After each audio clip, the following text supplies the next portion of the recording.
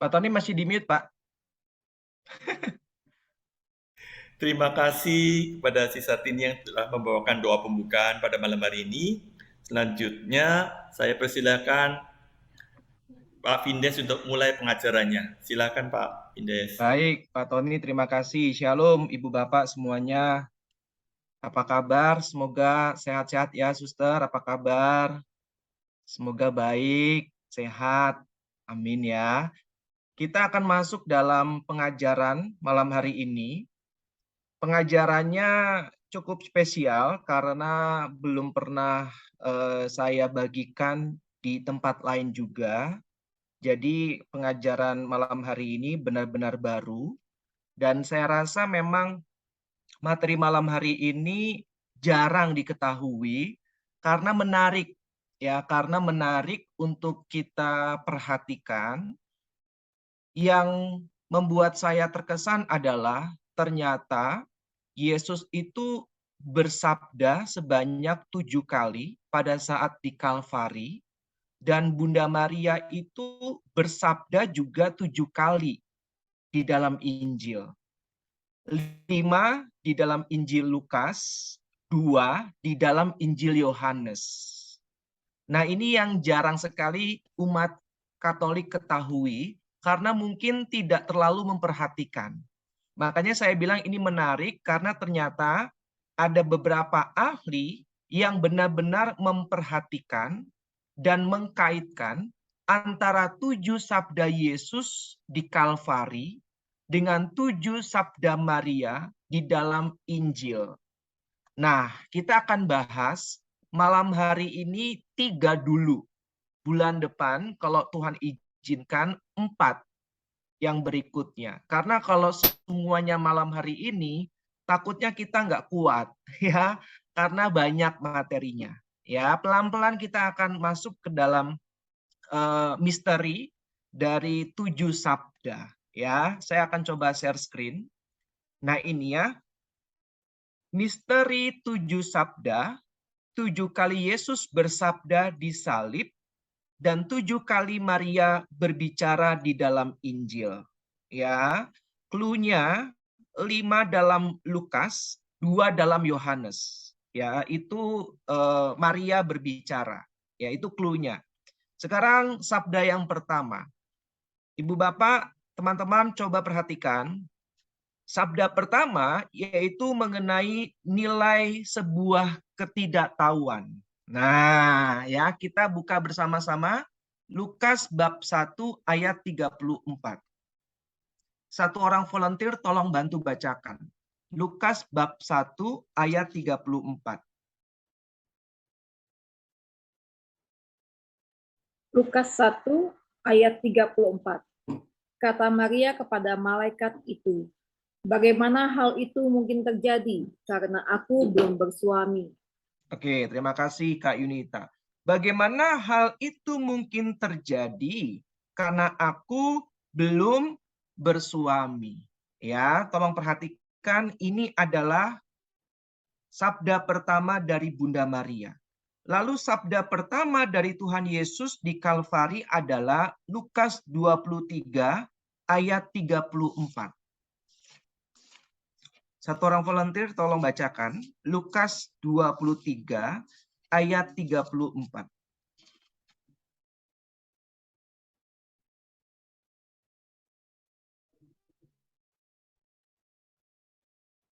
Yesus berkata, "Ya Bapa, ampunilah mereka, sebab mereka tidak tahu apa yang mereka perbuat."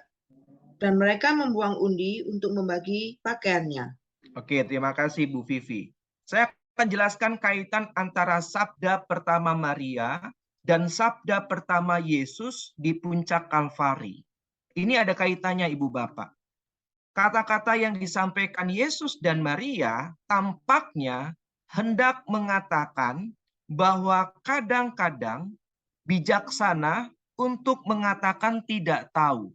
Nah, ya, kadang-kadang bijaksana untuk kita mengatakan tidak tahu. Ketidaktahuan yang dimaksudkan di sini bukan sebagai suatu kehilangan.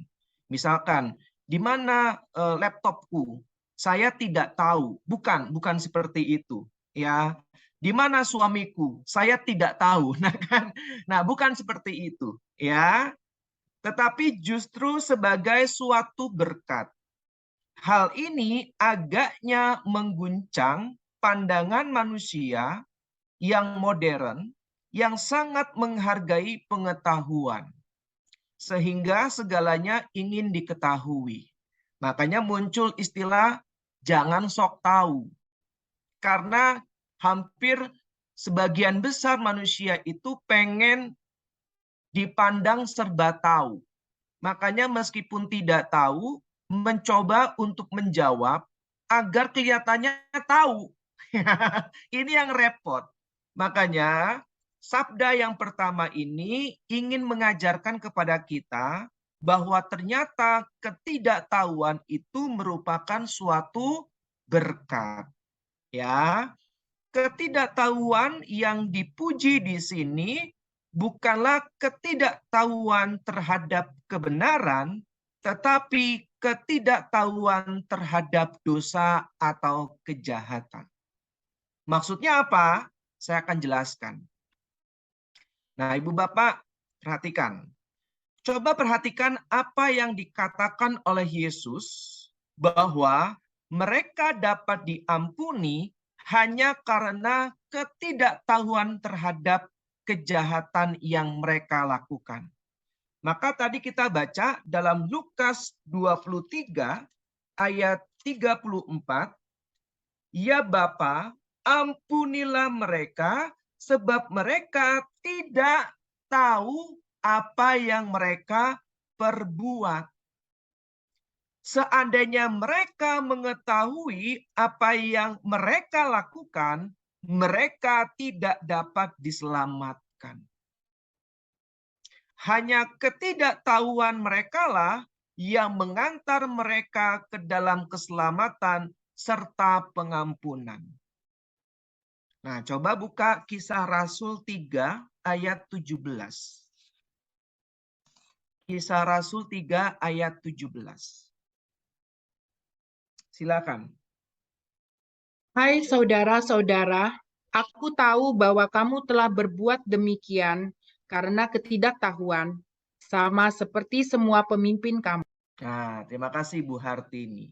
Contohnya seperti kita.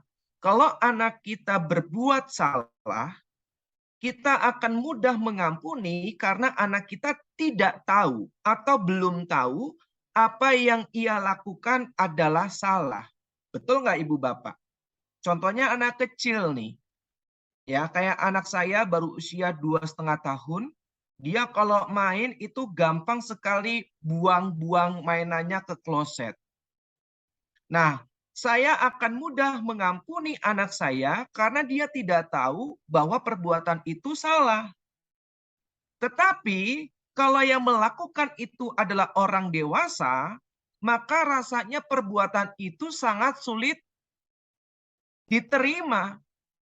Jelas ya Ibu Bapak ya. Ini hal yang menarik sebenarnya, ya. Jadi pentingnya untuk kita benar-benar memahami apa yang disampaikan oleh Yesus bahwa mereka dapat diampuni karena ketidaktahuan mereka, apa yang mereka lakukan adalah sebuah kejahatan. Yang berikutnya, mengapa kita dapat berdosa berkali-kali namun diampuni? Sementara malaikat yang berdosa hanya sekali saja dan tidak terampuni untuk selamanya. Nah, ya kan? Kenapa? Alasannya karena para malaikat mengetahui dengan jelas konsekuensi dari setiap keputusan mereka. Mereka melihat Allah dan bersama-sama dengan Allah, mereka sangat tahu betapa mengerikannya siksa api neraka. Kita itu berkali-kali berbuat dosa, tetapi kita berkali-kali diampuni oleh Allah.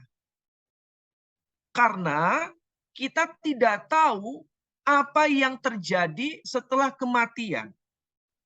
bagaimana hidup di dalam kekekalan. Tetapi para malaikat itu sudah ada bersama-sama dengan Allah, mereka hidup bersama dengan Allah di dalam kekekalan.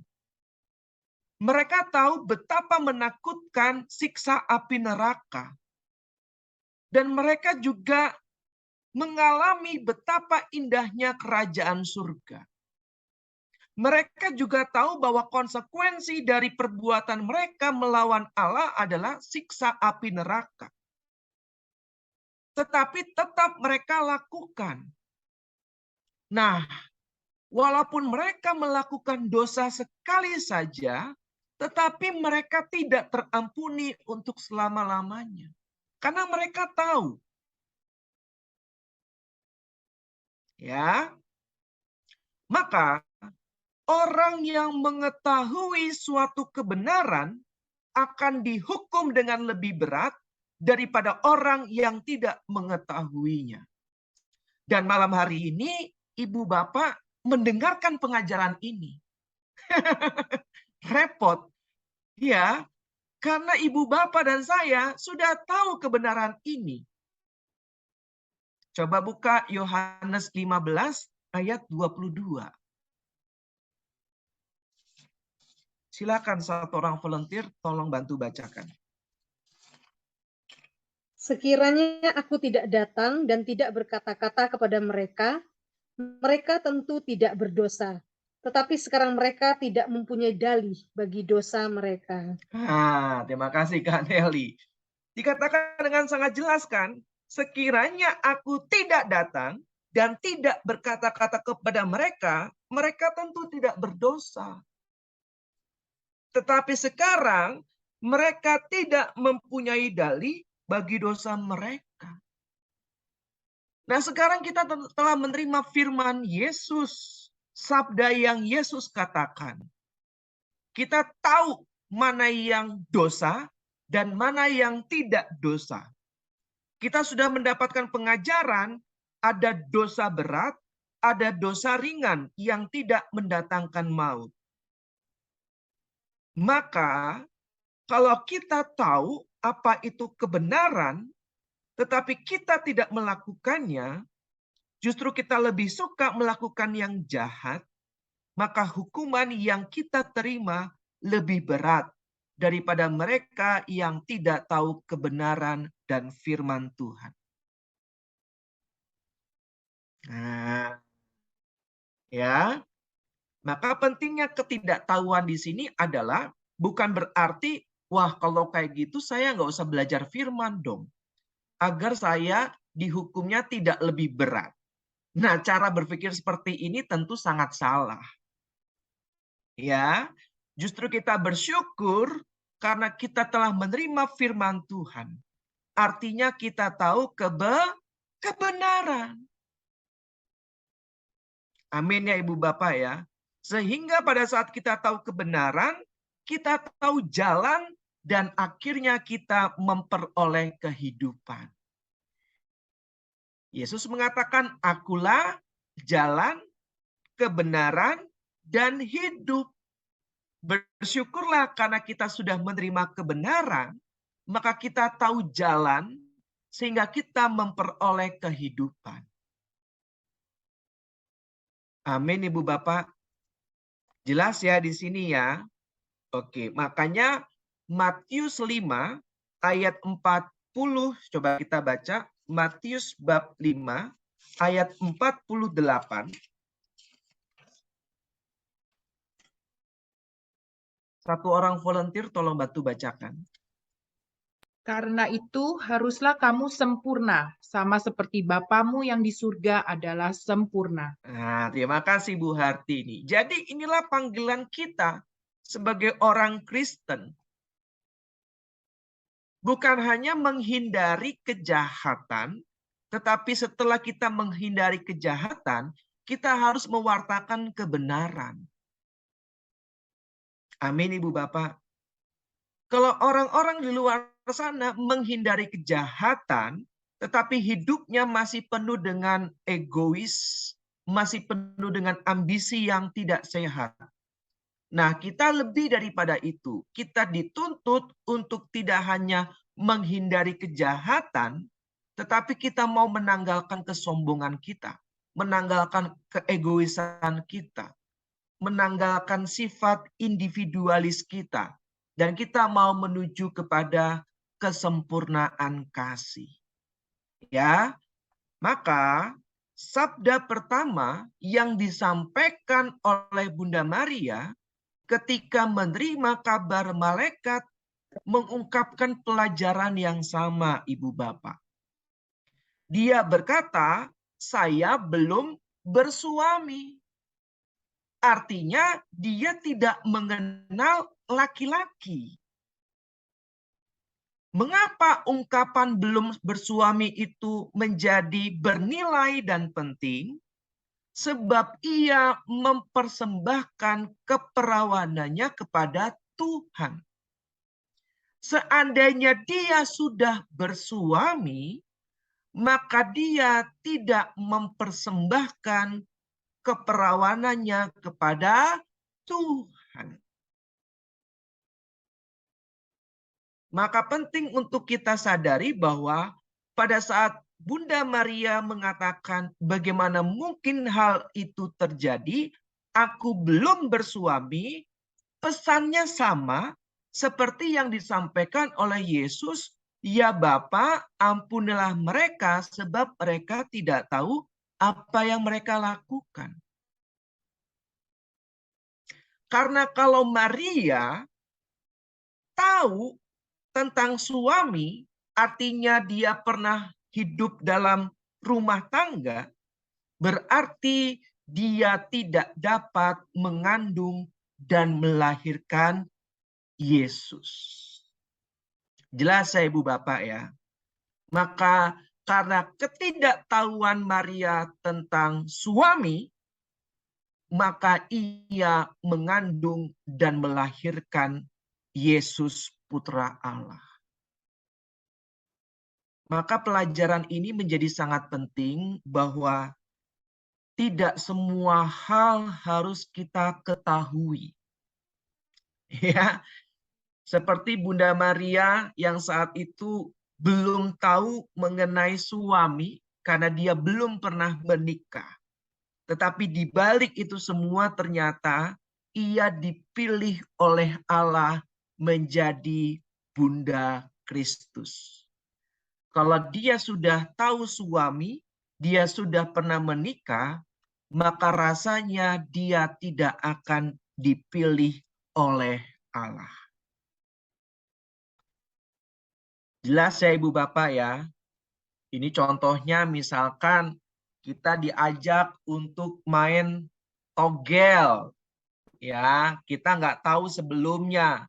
Kita tahu bahwa togel itu judi, tapi kita nggak tahu cara mainnya. Kita nggak tahu bagaimana memperoleh keuntungan dari togel. Sehingga karena kita tidak tahu, kita terbebas dari dosa togel. Nah, kalau kita tahu, lalu kita melakukannya, maka tidak mengherankan kalau kita jadi terikat dan terus-terusan jatuh dalam dosa tersebut. Maka bersyukur untuk hal-hal yang kita tidak ketahui. Ya, minum alkohol, wah nggak pernah, lah nggak gaul lu, nggak keren. Ya nggak apa-apa, bersyukur karena kita nggak pernah tahu alkohol. Ya, sampai sini jelas ya Ibu Bapak ya, bahwa ternyata ada misteri mengenai ketidaktahuan. Ya, kalau anak-anak remaja, nggak gaul lu, nggak pernah pacaran. Ya bersyukur karena nggak tahu ya, nggak pernah pacaran. Karena takutnya nanti kalau pacaran, pacarannya nggak sehat, nggak benar, ya kan? Maka bersyukurlah karena kita tidak tahu. Ya. Oke. Sekarang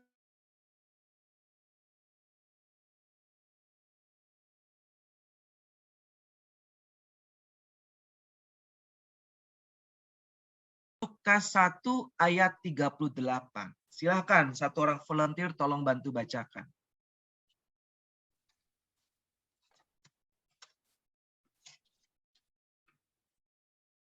Lukas 1 ayat 38. Beberapa waktu kemudian berangkatlah Maria dan langsung berjalan ke Maaf, pegunungan. Bu Vivi, Sorry, Lukas 1:38. Lukas 1 38. 38. Oh, sorry. Kata Maria, sesungguhnya aku ini adalah hamba Tuhan. Jadilah padaku menurut perkataanmu itu. Lalu malaikat itu meninggalkan dia. Iya, baik. Terima kasih Bu Vivi. Ingat Ibu Bapak, ini sabda Maria yang kedua di dalam Injil. Di awal saya bilang apa? Di dalam Injil Lukas ada 5 sabda Maria. 2-nya itu ada di dalam Injil Yohanes. Jadi totalnya ada 7. Ya, ingat ya. Nah, sekarang ternyata Lukas 1 ayat 38 ini pesannya sama dengan sabda Yesus di dalam Lukas 23 ayat 43. Silakan satu orang volunteer tolong bantu bacakan.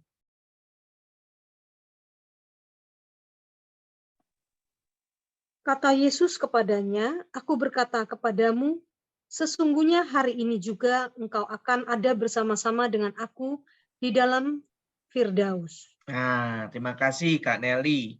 Ingat ya, Firdaus di sini bukan kerajaan surga. Ya, karena pintu surga masih tertutup. Ya. Kapan dibuka? Pada saat Yesus naik ke surga.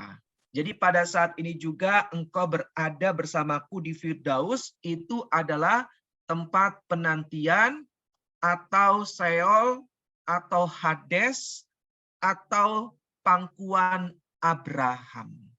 Ya. Jadi kalau ada yang tanya Firdaus itu apa, Ibu Bapak dan saya bisa jawab.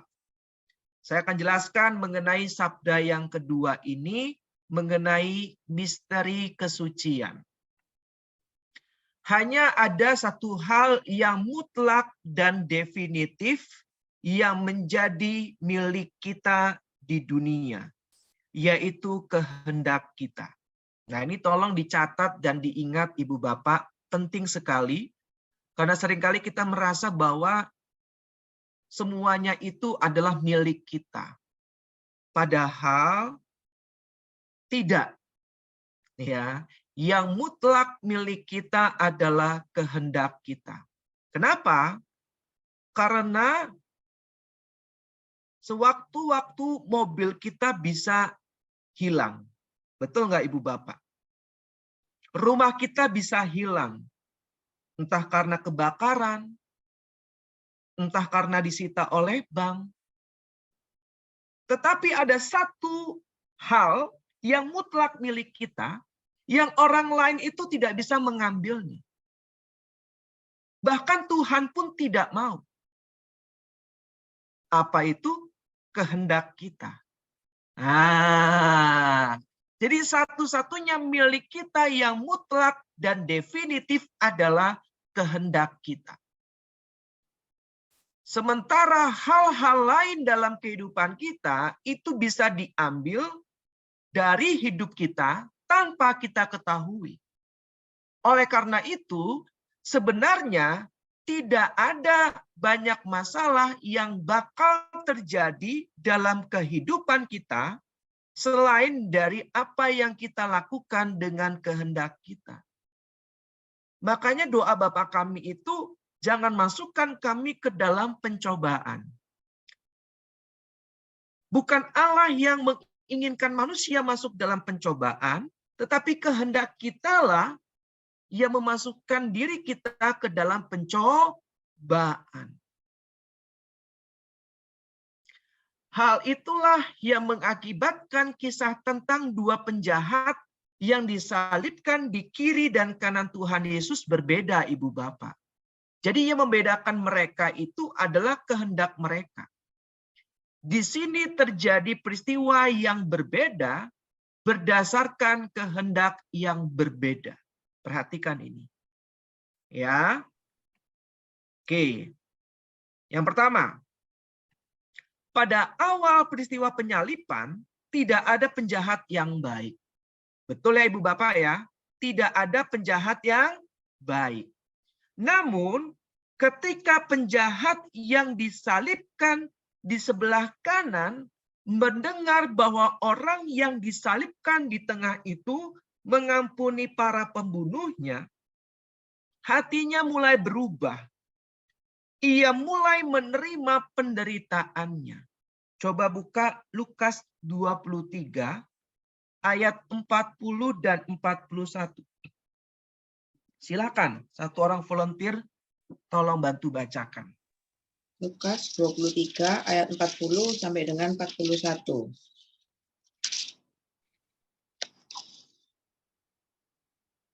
Tetapi yang seorang menegur dia, katanya, "Tidakkah engkau takut, juga tidak kepada Allah, sedang engkau menerima hukuman yang sama?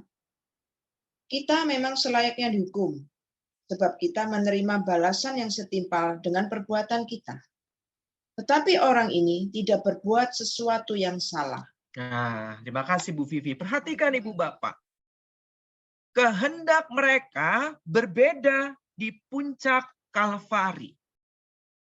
Penjahat di sebelah kiri Yesus itu justru menghina Yesus.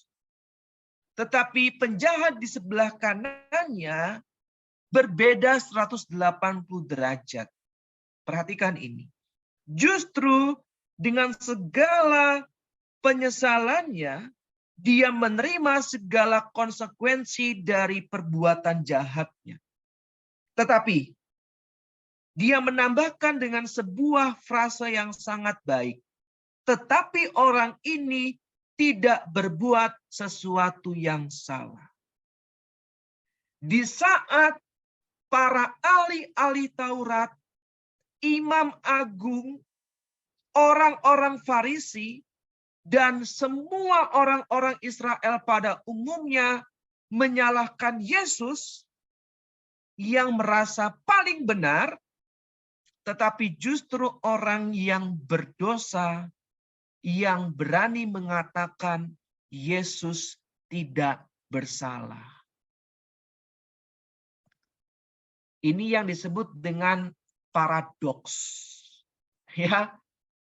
Justru orang yang berdosa yang bisa melihat Yesus tidak bersalah. Tetapi orang-orang yang merasa dirinya hebat, merasa dirinya benar, merasa dirinya yang paling taat melakukan Taurat, justru mempersalahkan dan menyalahkan Yesus. Ini sama seperti umat beragama yang mengklaim paling benar, sehingga mudah menghakimi orang lain. Ya, itu contoh cerita yang sangat familiar. Ada seorang remaja putri datang ke gereja, ya, dengan pakaian seksi, ya kan.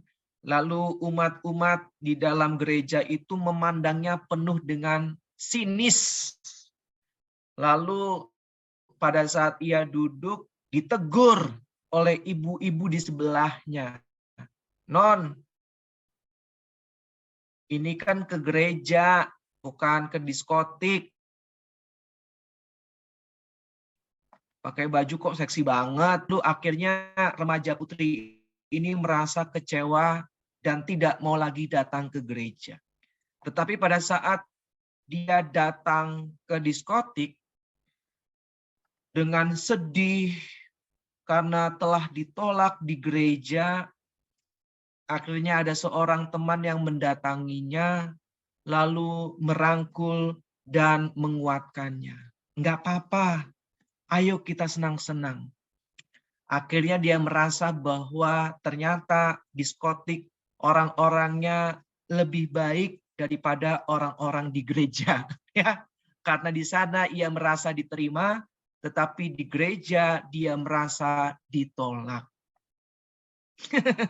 Ironi ya, tapi justru ini yang sering terjadi, Ibu Bapak. Betapa banyak orang-orang yang terluka pada saat datang ke gereja. Dipandang penuh dengan sinis, penuh dengan rasa yang marah karena mungkin pakaiannya seksi atau mungkin datangnya terlambat dan sebagainya. Ya. Kemudian dari dalam hatinya yang sudah menyerah kepada Yesus, lahir sebuah permohonan. Jadi setelah itu ayat 42, coba Ibu Bapak perhatikan. Lalu ia berkata, Yesus, ingatlah akan aku apabila engkau datang sebagai Raja. Di saat orang lain menghina Yesus, mengolok-olok Yesus, tetapi justru penjahat inilah yang sungguh-sungguh percaya Yesus akan datang sebagai Raja. Dialah orang yang pertama kali yang diajak oleh Yesus masuk dalam kerajaan surga. Perhatikan Ibu Bapak. Bukan orang yang merasa diri paling benar, bukan 12 rasulnya, tetapi justru penjahat. Di sebelah kanan Yesus yang pertama kali yang akan diajak oleh Yesus ke Firdaus. Lalu setelah itu akan diajak dan dibawa oleh Yesus masuk dalam kerajaan surga. Betapa Yesus mencintai pendosa yang bertobat. Maka dikatakan tidak ada dosa yang tidak diampuni. Dosa yang tidak diampuni adalah dosa menghujat Roh Kudus. Dan untuk itu Ibu Bapak sudah paham apa arti dari dosa menghujat Roh Kudus. Ya. Lalu yang berikutnya. Apa kata Yesus? Yesus langsung menjawab di ayat 43. Kata Yesus kepadanya, Aku berkata kepadamu, sesungguhnya hari ini juga engkau akan ada bersama-sama dengan aku di dalam Firdaus. Yesus menggunakan kata engkau, Ibu Bapak. Ini menunjukkan bahwa di mata Tuhan, semua dihargai sebagai pribadi. Ia memanggil domba gembalaannya dengan nama mereka masing-masing. Jadi penting untuk kita sadari bahwa Yesus memanggil kita secara pribadi. Ya, maka urusan kita dengan Tuhan adalah urusan kita secara personal.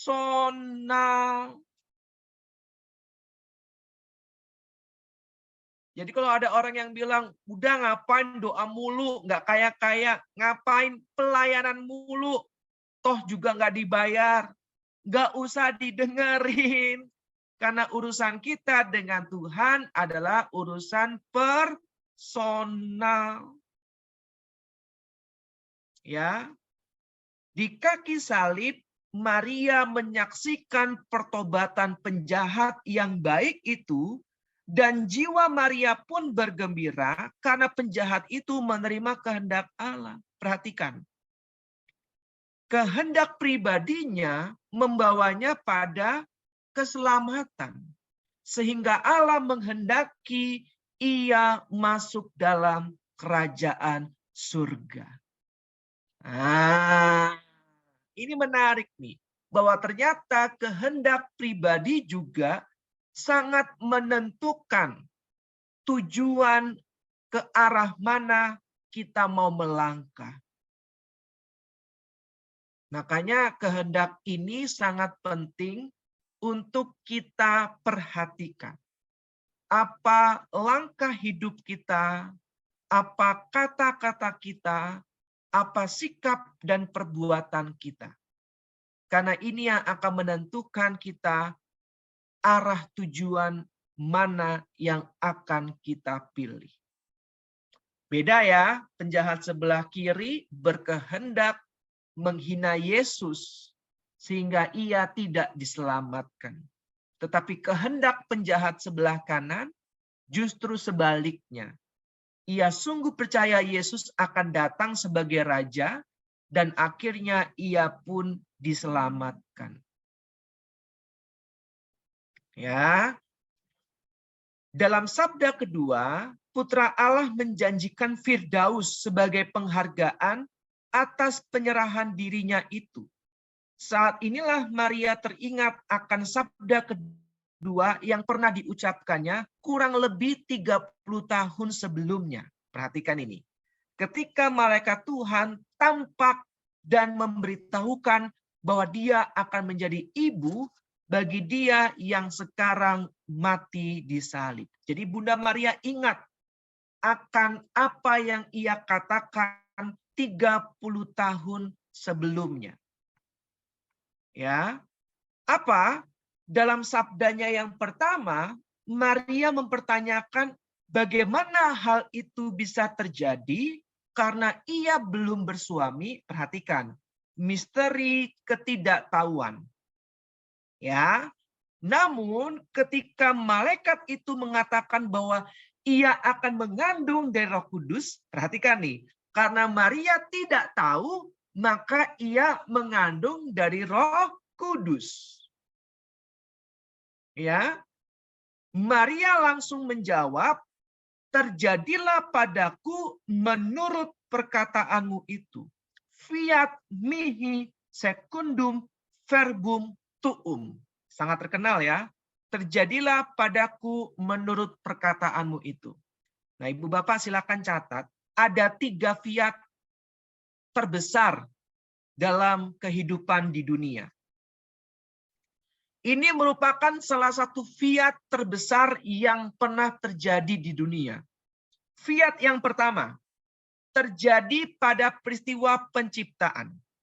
Ketika Tuhan berkata, jadilah terang. Fiat lux. Lalu terang itu pun jadilah.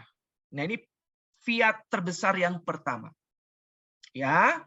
Fiat yang kedua yaitu yang terjadi di Taman Getsemani.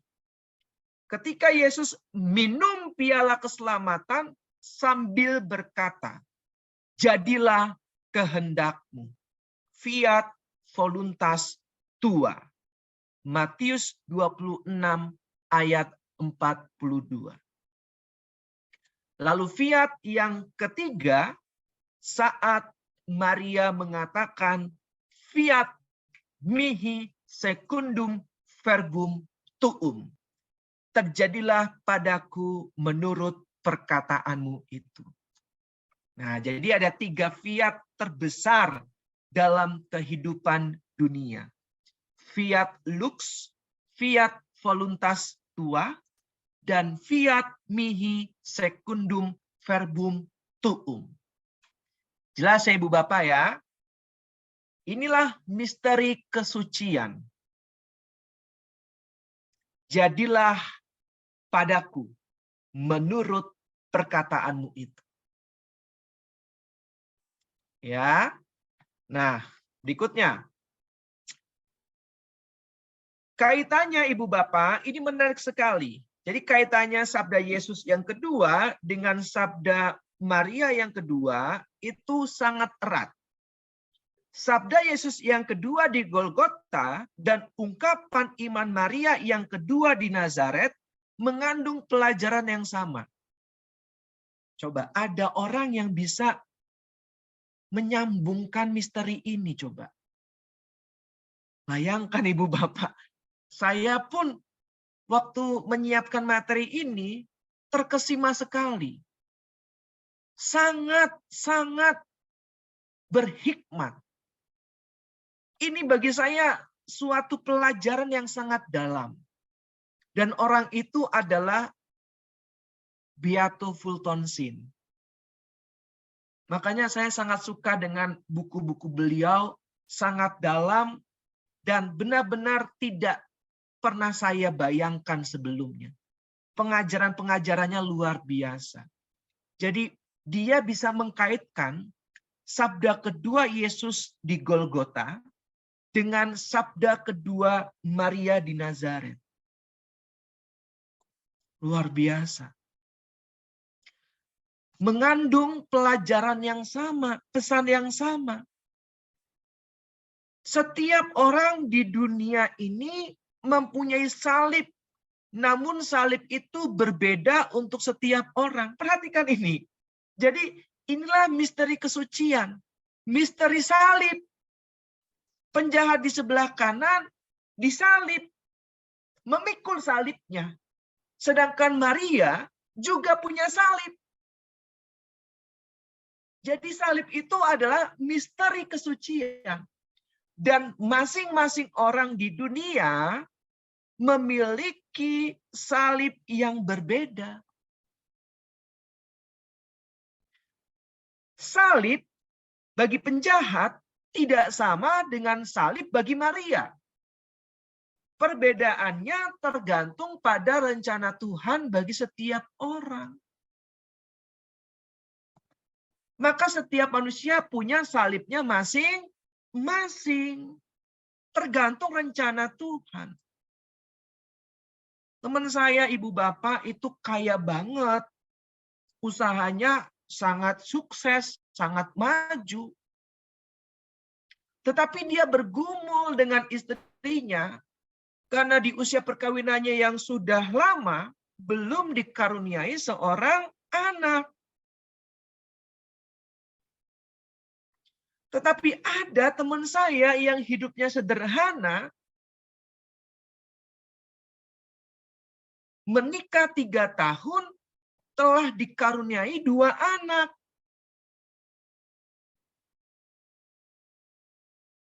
Tidak bisa teman saya yang kaya bilang, lu enak bro, meskipun hidup lu sederhana, tapi lu dikaruniai anak. Tapi dibalas lagi sama teman saya yang punya 2 anak ini.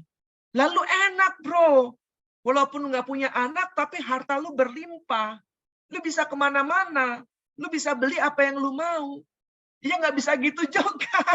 Jelas ya Ibu Bapak ya, bahwa setiap dari kita itu punya salib yang berbeda-beda.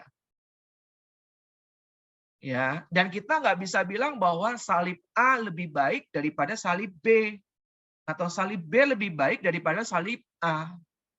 Karena semuanya tergantung pada rencana Tuhan. Jelas ya Ibu Bapak ya? Oke. Ini silakan dicatat kata-kata dari Fulton Sheen. Saya rangkum, sangat indah. Saya akan bacakan untuk Ibu Bapak. Bagi penjahat, salib adalah tempat ia menyerahkan hidupnya. Sementara bagi Maria, salib adalah tempat ia menerima kehidupan. Keren ya? Bagi penjahat, salib itu tempat ia menyerahkan hidupnya. Betul ya Ibu Bapak ya? Tapi bagi Maria, salib adalah tempat ia menerima kehidupan. Ya. Bagi penjahat, salib menjadi tempat ia digantung. Sedangkan bagi Maria, salib adalah tempat ia berdiri. Coba buka Lukas bab berapa nih? 23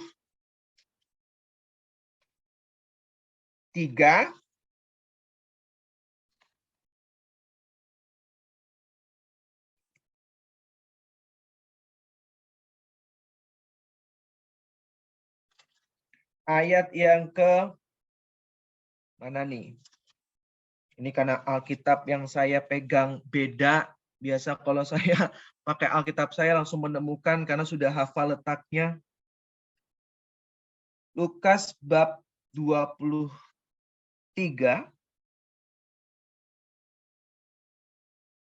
ayat yang ke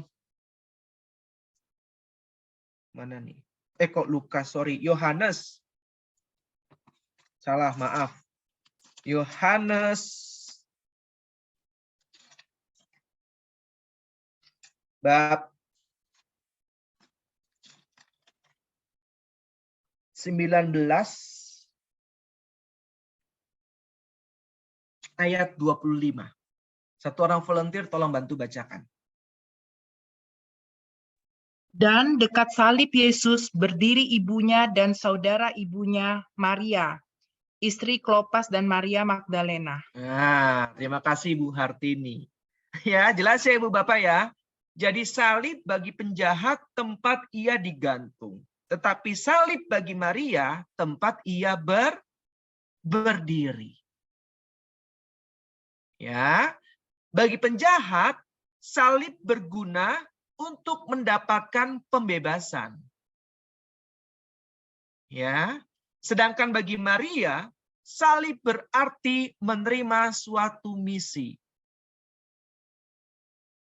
Bagi penjahat, salib itu menjadi jalan menuju Firdaus. Sedangkan bagi Maria, salib berguna untuk menerima Firdaus dalam dirinya.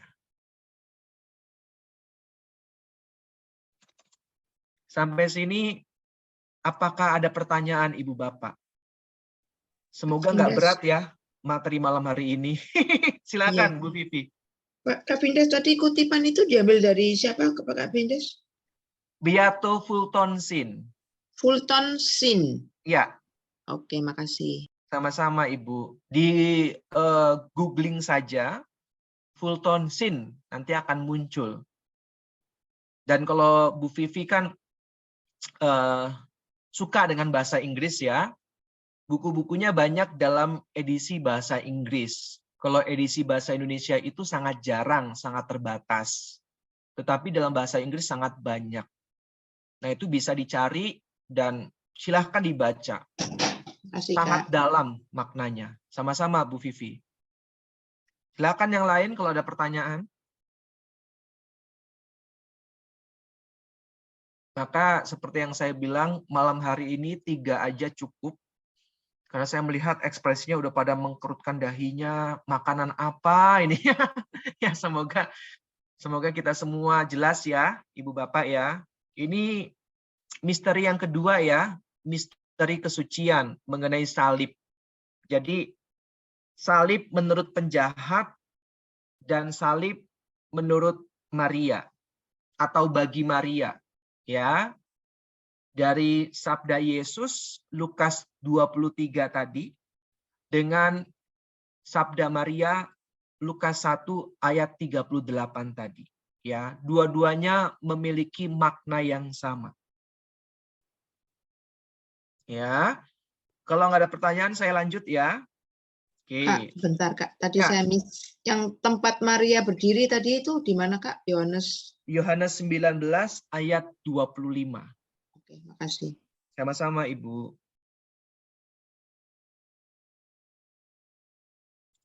Ya.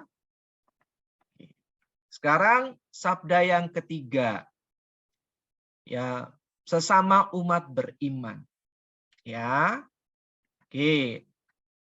Sabda Maria yang ketiga itu ada dalam Lukas 1 ayat 39 sampai dengan 40. Nah, silakan satu orang volunteer tolong bantu bacakan.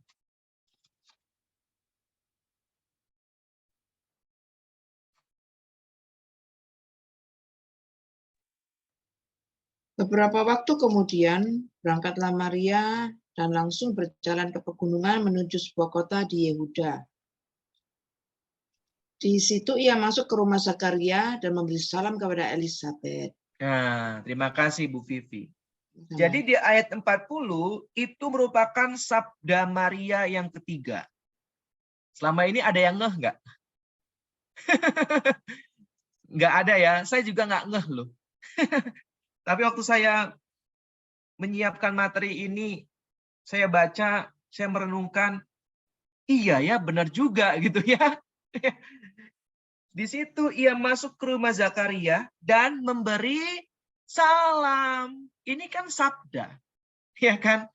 Apa yang disampaikan oleh Bunda Maria, hanya memang tidak tertulis. Ya, tapi jelaskan bahwa Maria mengucapkan salam. Ya, lalu sabda Yesus itu yang ketiga di Kalvari ada dalam Yohanes 19 ayat 25 sampai dengan 27. Silakan, satu orang volunteer bantu bacakan.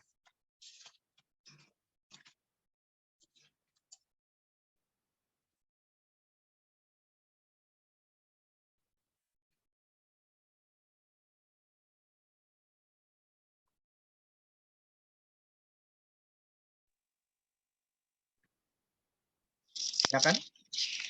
Dan dekat salib Yesus berdiri ibunya dan saudara ibunya, Maria, istri Klopas, dan Maria Magdalena.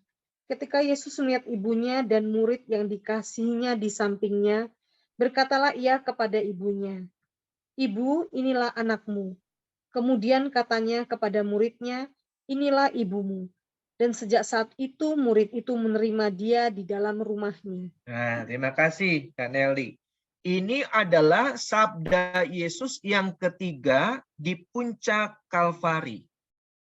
Jelas ya Ibu Bapak ya? Nah, patut dicatat bahwa sabda Tuhan kepada bundanya disalib dalam Injil Yohanes didahului oleh pembicaraan tentang jubah tanpa jahitan.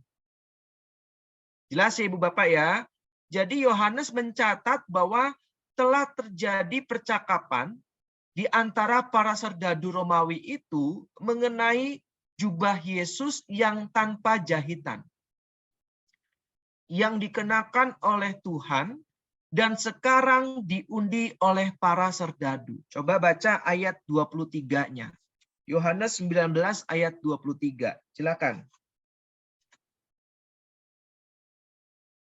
Ketika prajurit itu menyalibkan Yesus, mereka mengambil pakaiannya lalu membaginya menjadi 4 bagian untuk tiap-tiap prajurit 1 bagian, dan jubahnya juga mereka ambil.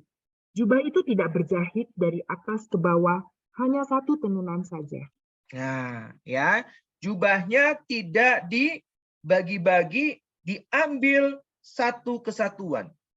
Ya, dikatakan bahwa mengapa dari sekian banyak cerita tentang kisah sengsara, Yohanes ini langsung memulainya dengan cerita tentang pakaian Yesus, jubah Yesus. Karena jubahnya itu ditenun oleh tangan Maria sendiri. Nah, ya, jubah itu begitu indah sehingga para serdadu yang bengis pun tidak mau membaginya atas beberapa bagian. Ya, jelas ya Ibu Bapak ya.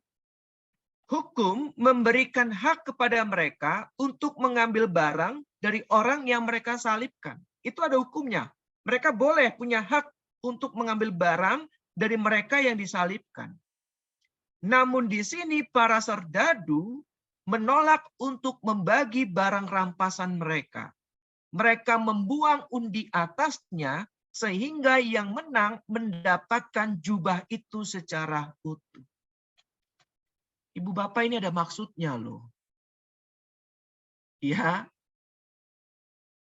Jubah Yesus utuh. 1 tenunan. 1 tubuh, 1 kepala. Jelas ya Ibu Bapak ya.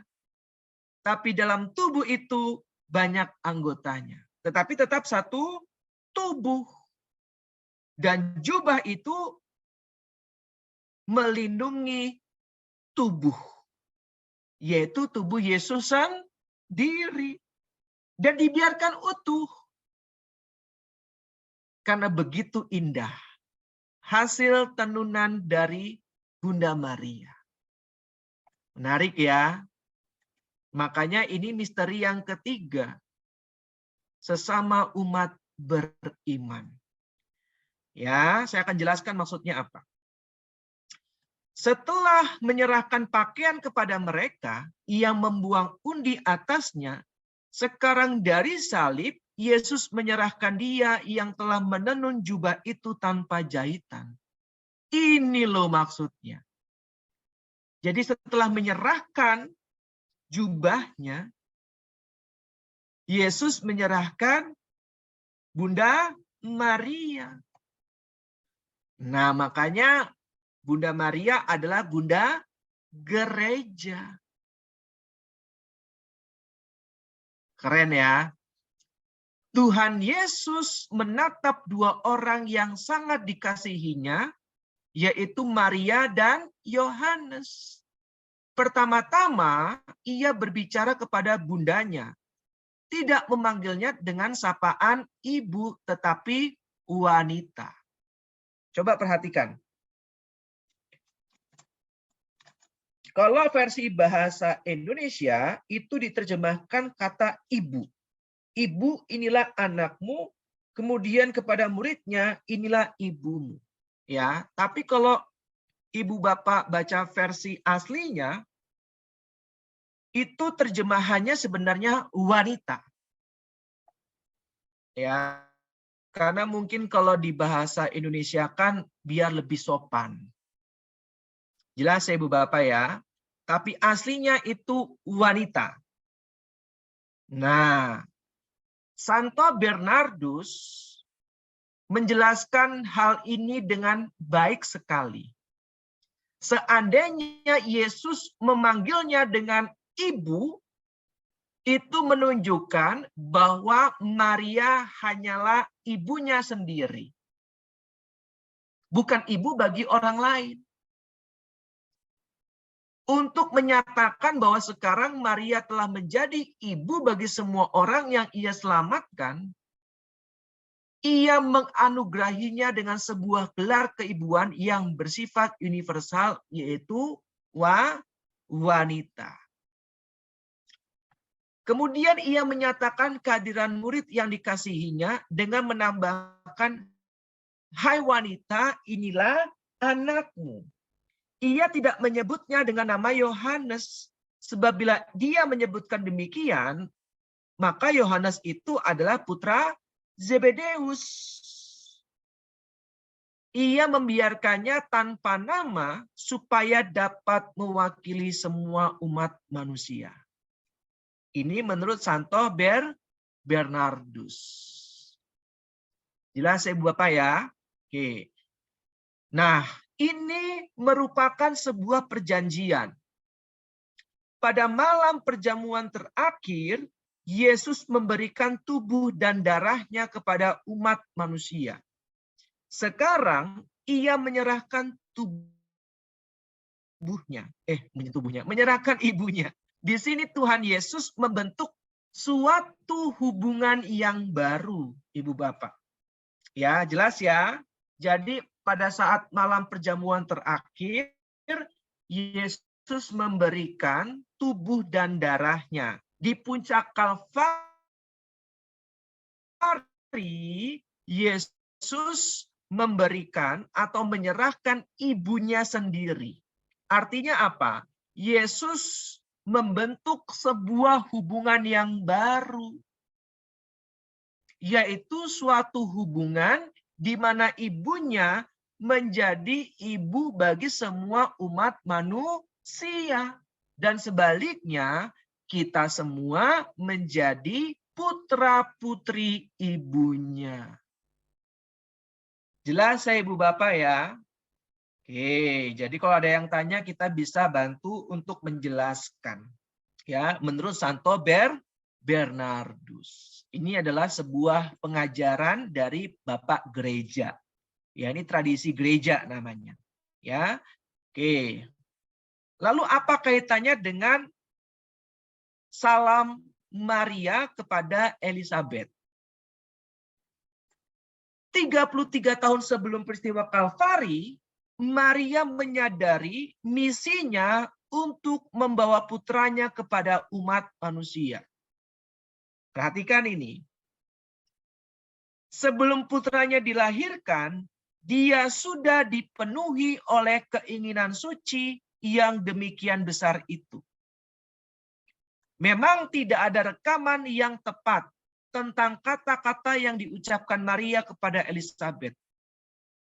Ya, sampai detik ini nggak ada yang tahu. Ya, apa yang diucapkan Maria kepada Elizabeth.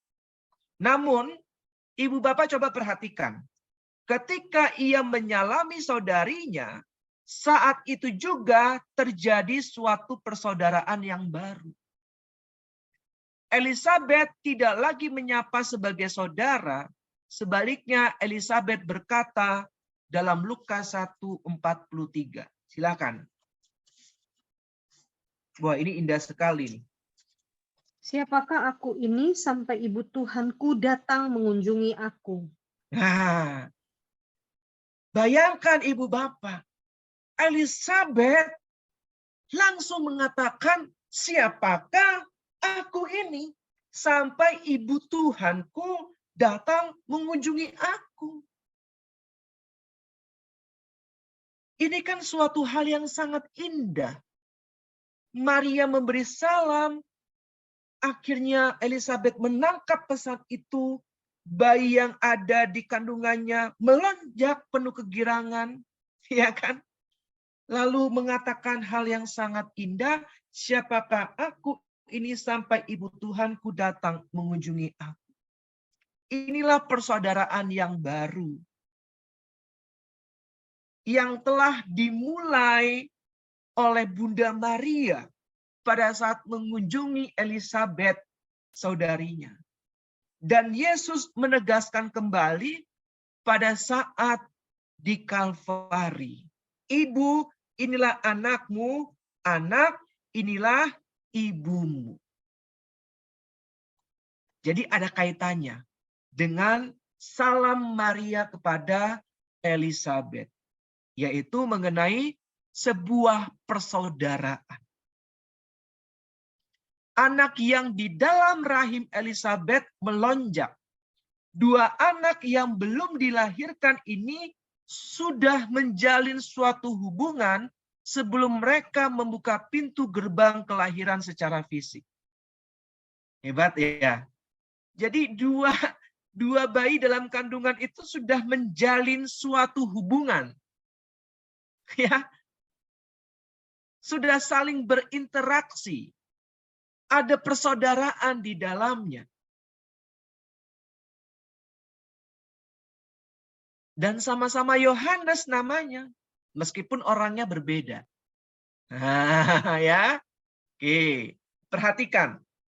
Begitu seringnya Maria membangun hubungan dengan membawa Kristus kepada manusia. Ibu Bapak, ini juga penting untuk dicatat. Pertama-tama, melalui Maria sebagai pintu gerbang surga, sehingga Kristus dapat memasuki dunia. Melalui Maria sebagai cermin keadilan, untuk pertama kali dia dapat melihat dunia yang diciptakannya. Dan di dalam diri Maria sebagai sibori yang hidup, Kristus dibawa sebagai komuni pertama ke lingkungan rumah saudaranya. Jadi yang membawa komuni pertama itu Bunda Maria. Ya. Dengan perantaraan Maria, Yesus menunjukkan kuasa ilahinya untuk membantu kesulitan manusia dalam pesta di Kana. Jadi peran Maria itu tidak hanya pada saat perkawinan di Kana, Ibu Bapak. Tapi jauh sebelumnya Maria telah banyak membawa kabar sukacita, yaitu membawa Kristus kepada saudara-saudaranya. Jalan kaki loh Ibu Bapak, ya, mengunjungi Elizabeth loh. Dulu belum ada ojek online. Iya, lewati padang gurun, ya, gelap. Dulu belum ada listrik, lagi hamil loh. Coba bayangkan. Tapi dia tetap mau melakukan itu karena dia membawa Yesus. Dia tahu misinya. Jadi Maria ini memegang peranan yang sangat penting. Ya, dari awal sampai akhir kehidupan Yesus. Dia yang membawa Yesus untuk diperkenalkan kepada saudara-saudaranya. Nah, ini juga bisa dijadikan materi ibu bapak. Misalkan mengenai keluarga. Nah, kita bisa masuk ke langkah-langkah konkret. Penginjilan itu harus dimulai dalam keluarga. Contohnya siapa? Contohnya Bunda Maria. Nah, ya, Bunda Maria membawa Yesus pertama kali kepada Elizabeth saudaranya. Maka yang harus menerima kabar sukacita adalah keluarga kita dulu. Maka dalam keluarga kita harus sabar dengan tidak mudah marah terhadap istri atau suami. Karena kan orang yang paling gampang buat kita marah adalah orang yang paling dekat. Maka dalam keluarga kita harus benar-benar dapat membawa Kristus. Sehingga kalau kita gampang marah dalam keluarga, kita mau belajar lebih sabar. Kalau istri lagi ngomel-ngomel, kalau kita ikutin pasti bakal ngomel juga. Maka sebaiknya kalau istri ngomel, langsung pergi keluar. Biar tidak terjadi perang. Ya kan? Masuk langkah-langkah konkret. Lalu yang berikutnya. Nah, ini sebagai penutup Ibu Bapak. Ini pesan yang sangat baik dari Fulton Sheen. Dalam hubungan antar manusia di dunia ini adalah tidak benar bahwa bila seorang teman meremehkan ibu kita ketika ia datang ke rumah kita. Betul ya Ibu Bapak ya? Setuju ya? Cepat atau lambat, ia juga akan meremehkan kita. Namun sebaliknya, bila dunia mulai mengetuk pintu rumah Maria, kita akan menemukan bahwa Tuhan sendirilah yang akan memberikan jawaban. Kristus sendiri rela dibentuk secara fisik dalam dirinya selama 9 bulan dan secara rohani selama 30 tahun. Bukankah sangat pantas bila kita harus pergi kepada Maria untuk belajar bagaimana kita juga dapat membesarkan Kristus dalam diri kita? Hanya orang yang membesarkan Kristus dapat membesarkan seorang Kristen. Dalam ini. Ya, dipesan mengenai misteri yang ketiga. Misteri persaudaraan dalam Kristus yang harus kita ikuti teladan dari Bunda Maria. Amin. Oke, selesai. Ada pertanyaan Ibu Bapak? Kak Vindes, saya belum Yes. ngerti yang Bunda Maria melalui Bunda Maria itu sebagai cermin keadilan sehingga Yesus bisa melihat dunia yang diciptakannya itu saya belum mengerti yang itu. Jadi cermin keadilan itu hanya sebuah istilah Kak Nelly dari Fulton Sheen sendiri. Bahwa Yesus kan maha adil. Dia sang keadilan. Ya, dialah yang menciptakan dunia dan alam semesta sebagai cerminan akan keadilan Tuhan dengan menciptakan dunia ini, alam semesta ini. Maka dikatakan bahwa melalui Maria sebagai cermin keadilan, ya bahwa Yesus bisa melihat dunia yang diciptakannya. Jadi Bunda Maria itu adalah cerminan keadilan. Bahwa melalui Bunda Maria, Yesus dapat melihat dunia yang diciptakannya. Tapi di sini Yesus sebagai kodrat manusianya ya, Kak Nelly ya, bukan kodrat ilahinya. Ya. Jadi itu hanya sebuah istilah saja, cermin keadilan. Bahwa Maria adalah cermin keadilan yang pertama kali membuat Yesus sebagai kodrat manusianya melihat dunia yang Dia ciptakan. Gitu. Jadi itu hanya sebuah istilah mengambil peranan Yesus, ya, sang hakim keadilan atau sang keadilan itu sendiri, ya, yang telah menciptakan dunia dan Maria adalah cerminannya, ya, ciptaan yang sempurna, yang terbebas dari dosa asal dan sebagainya.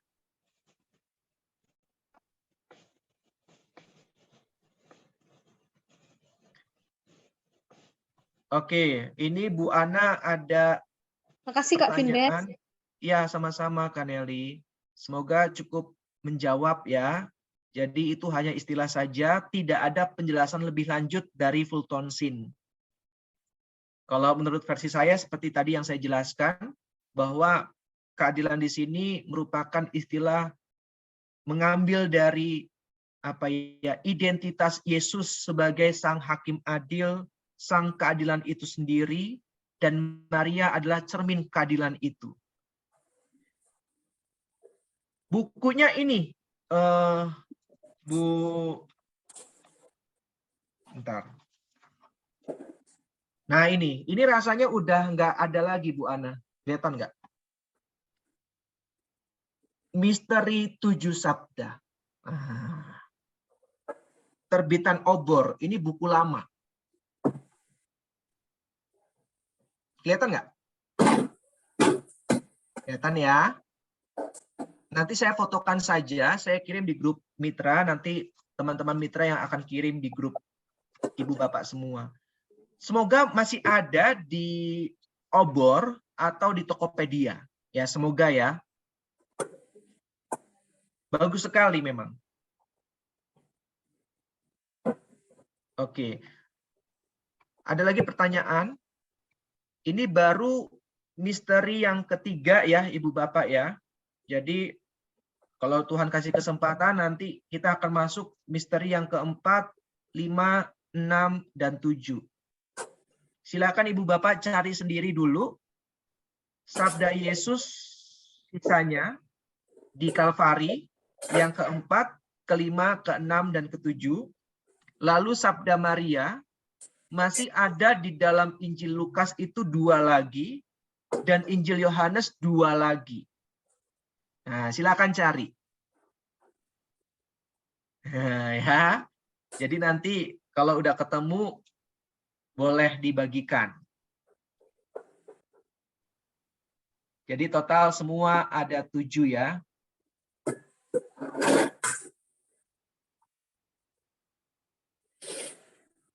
Silakan kalau masih ada pertanyaan. Pak Vindes. Ya, Suster. Tadi saya sempat sekilas ada gambaran itu, apakah 7 sabda Maria sama 7 sabda Yesus ya? Itu ada kaitannya sama ini kah? Penciptaan itu kah yang Allah lakukan?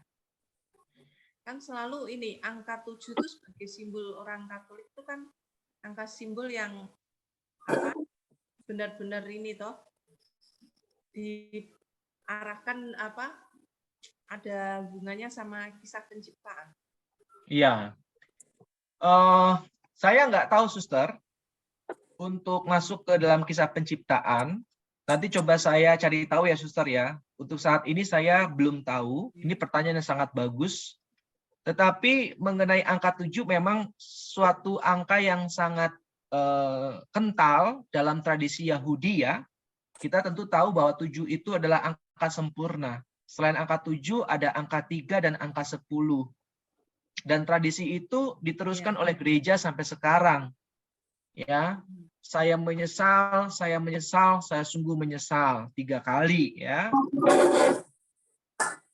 Lalu apalagi yang 3 kali? Banyak Yesus lah. jatuh. Kenapa, Sister? Yesus jatuh dari ini kan manggul salibnya kan sampai 3 kali. Ya, Yesus jatuh memanggul salib sebanyak 3 kali. Ya. Ayam berkokok. Nah, Petrus menyangkal sebanyak 3 kali. Ayam berkokok berapa kali, Suster? 3 kali. 3 kali. Terus apalagi yang 3 kali? Pokoknya banyak ya. Yesus mengatakan kepada Petrus ya dengan sebuah pertanyaan. Petrus, apakah engkau mengasihiku? Sebanyak berapa kali? 3 kali. Ya, jadi itu angka-angka simbolik yang sangat kental di dalam tradisi Yahudi. Dan para penulis kitab suci, khususnya Nggak, teruskan. Tadi saya mau tanya nanti habis itu, silakan. khususnya Injil, itu memang sangat kental, Suster. Angka 3, angka 7. Ya, kisah penciptaan 7 hari. Ya, hari ke-7 Allah beristirahat. Tapi pertanyaan Suster tadi bagus sekali, bahwa ada kaitannya enggak dengan kisah penciptaan. Nah, itu pertanyaan yang saya harus cari tahu tuh. Ya, untuk saat ini saya belum tahu jawabannya. Terima kasih, Suster. Kan apa yang refleksikannya seperti ini. Hidup itu kan misteri. Tuhan memberikan apa? Tuhan sendiri itu misteri bagi kita. Apalagi kan misteri itu selalu dijabarkan lewat kitab suci. Tuh, dan itu pun kadang kita menyadur kitab suci itu hanya apa istilahnya tuh, maaf, kadang menjudge orang tanpa mengetahui dirinya ataupun apa latar belakangnya kenapa orang itu mengatakan seperti itu kan semua misteri Allah, gitu, misteri Tuhan sendiri. Nah, makanya itu kan seperti Tuhan memberikan salam 7 sabda Maria maupun sabda Yesus itu ada 7, itu kan juga misteri buat kita gitu loh. Yes. Nah, makanya itu yang membuat maksudnya Suster itu ya? Ya. Oh. Dan bukan hanya itu, Kak, tapi kan apakah itu juga sebagai misteri bagi kita, Tuhan itu memberikan 7 sabda itu. Baik itu 7 sabda Maria maupun 7 sabda ini dari Yesus sendiri. Kalau menurut saya, yang iya, Suster. Dan kalau yang menurut saya, pertama iya. itu Kak Pindy mengatakan kebijaksanaan, toh? Mengatakan kebijaksanaan, toh? Nah, di mana orang itu apa kalau mau bijaksana kan tidak usah harus ini mengatakan semua tahu tapi tidak tahu. Nah, dari situ kan tuntutannya kerendahan hati. Yes.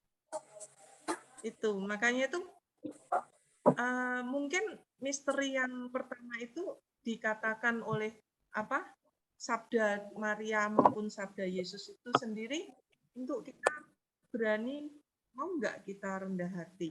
Yes. Mau nggak kita berani untuk keluar dari diri kita untuk kita bisa mendapatkan kebijaksanaan itu? Yeah. Itu sih sempat saya rasakan tadi sih. Itu bagus, Suster. Justru akan mengarah ke sana, Suster. Refleksi teologisnya. Jadi itu tentu akan sangat bagus kalau kita ada kelompok sharing misalkan. Nah, jadi tentu pesan-pesan ini kita dapatkan berbeda-beda. Atau mungkin ada yang sama. Suster tadi mendapatkan kerendahan hati. Nah, mungkin ibu bapak yang lain mendapatkan pesan yang sama atau bahkan yang berbeda, tetapi dalam konteks yang sama. Misteri yang pertama tadi, misteri ketidaktahuan.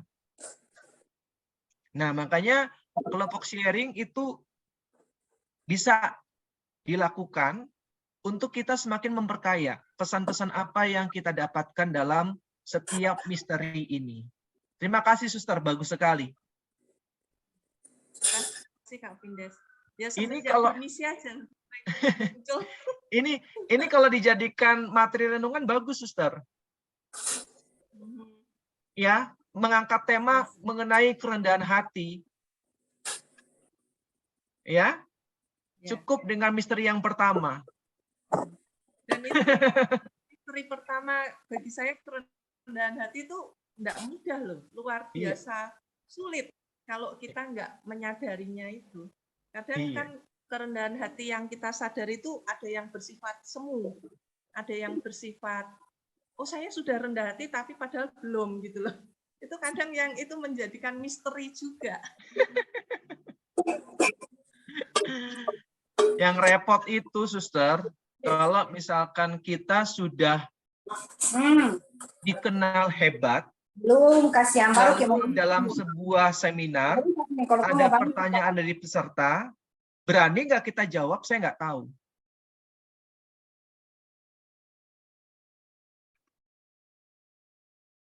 Karena bisa saja dari jawaban tidak tahu itu, mungkin sebagian besar orang akan mengatakan, ah ternyata dia nggak hebat.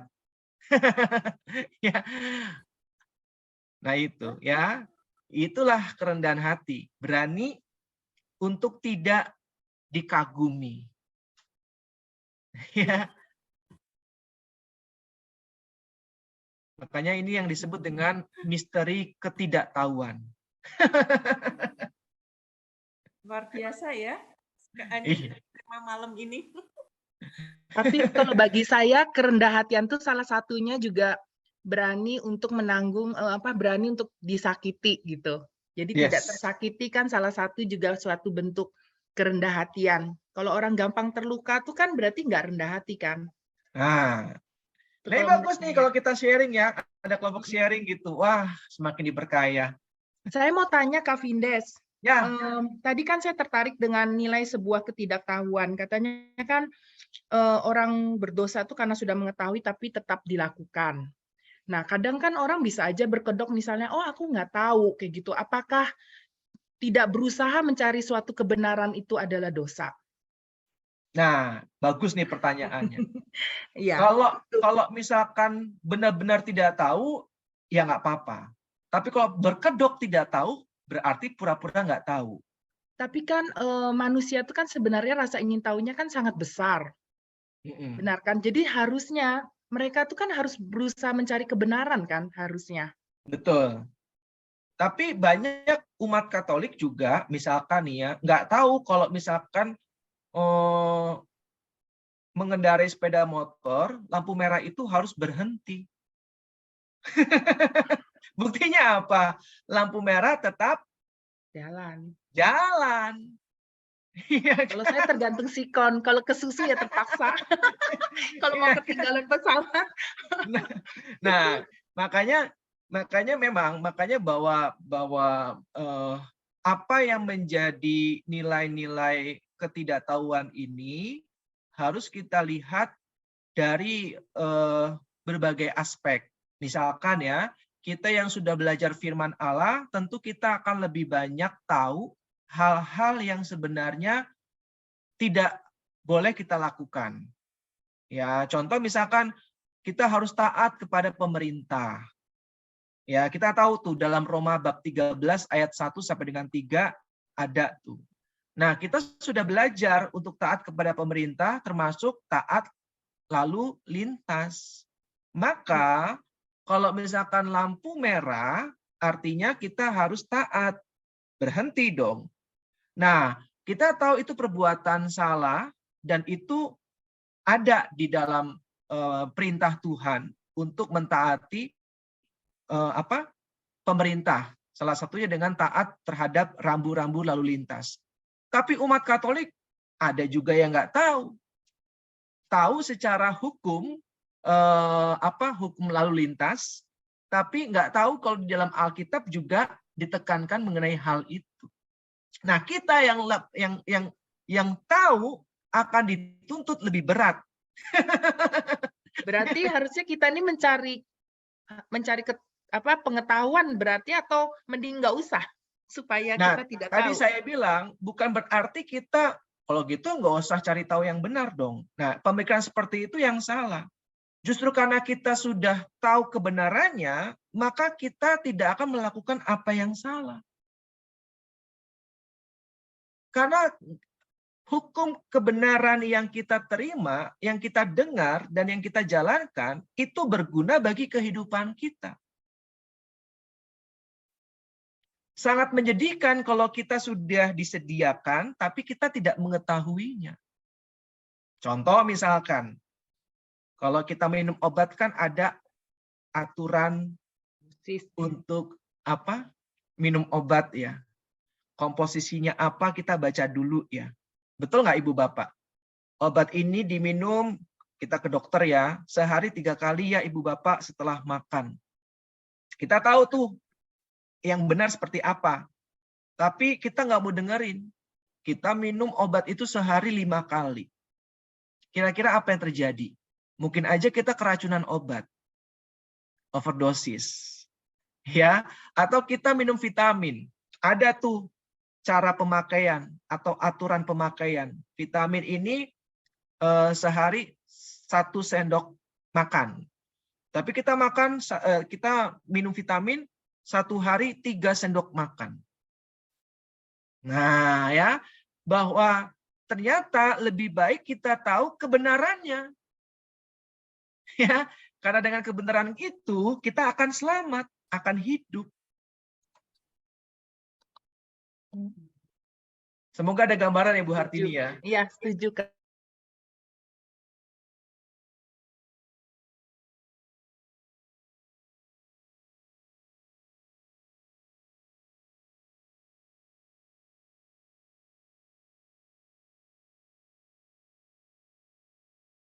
Kebenaran itu kan Kak. Ya, Terus misalnya kita tahu orang itu berbuat salah misalnya. Kita kan nggak bisa diam ya, harus kasih tahu kan mestinya ya. Iya, Gimana? betul. Itu kenapa tadi yang kedua ya, kalau misalkan orang itu benar-benar tidak tahu, maka kita berkewajiban untuk kasih tahu. Gitu.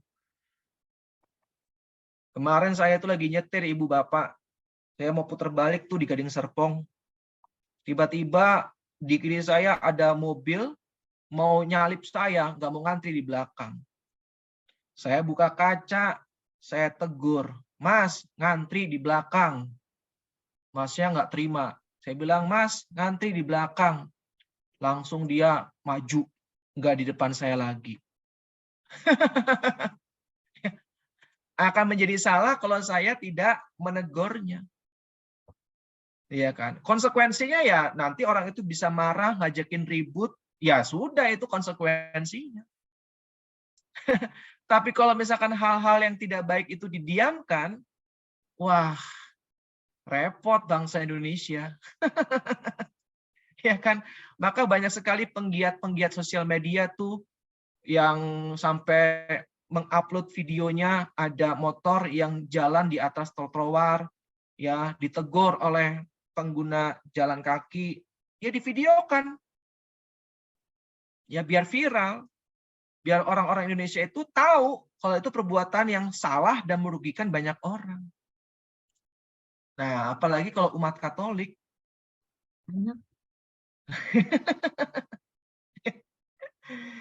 Nggak usah jauh-jauh lah, suka gibahin orang, ngomongin orang di belakang. Nah, itu kan kita yang sudah tahu kebenaran, ya kita harus menegur dalam kasih. Ya kan, udah nggak usah ngomongin orang. Kalau memang nggak suka ya ngomong aja di depannya. Nah, ya makanya saya bilang teman yang toksik itu di depan ramah, di belakang gibah. Ya, bagi saya itu sangat toksik gitu. Ya di depan ramah, tapi di belakang gibah gitu kan. Nggak banget ya. Makanya saya itu suka kalau misalkan ada teman yang terus terang, yang apa adanya. Karena berarti orang ini benar-benar berani jujur, berani terbuka, gitu kan. Berani hidup di dalam kebenaran. Konsekuensinya apa? Nggak disukai, dimusuhi. Ya mau gimana?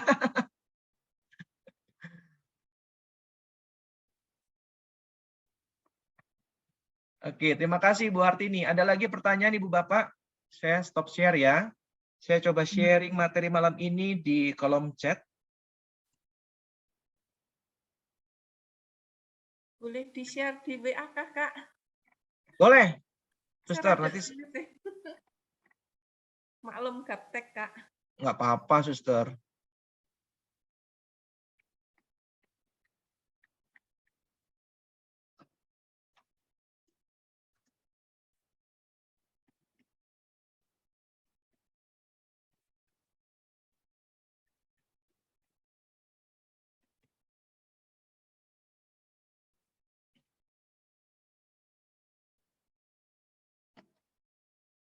hening.